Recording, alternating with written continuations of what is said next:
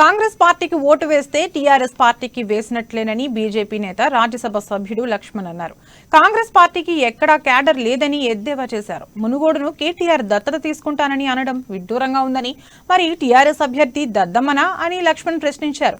రాష్ట్రంలో రైతులు, విద్యార్థులు, టీచర్లు, అధికార పార్టీ సర్పంచ్లు ఆత్మహత్యలు చేసుకుంటున్నారని లక్ష్మణ్ అన్నారు. దుబ్బాక, హుజూరాబాద్ లో టీఆర్ఎస్ ను ఓడించినట్లు మునుగోడులో కూడా ఆ పార్టీని ఓడించాలని ఓటర్లకు లక్ష్మణ్ పిలుపునిచ్చారు.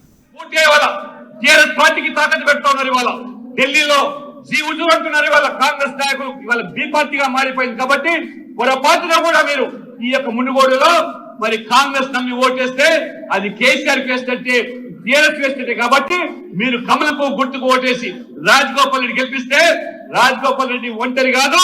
ఇవాళ ఉత్తరప్రదేశ్ నుంచి సంజయ్ ఏ రకంగా నిషాద్ వచ్చాడు, కేంద్రం అండగా ఉన్నది, నరేంద్ర మోడీ అండగా ఉన్నాడు, అమిత్ షా అండగా ఉన్నాడు.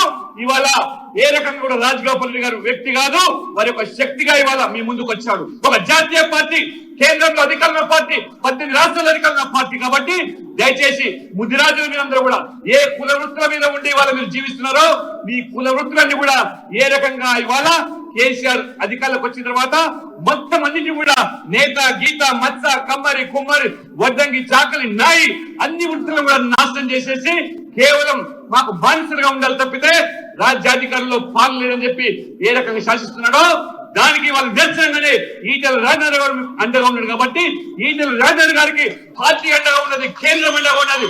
మీరు తలవంచకూడదు. ఇవాళ ముదిరాజు జాతి ఆకలి తలబడించవచ్చు.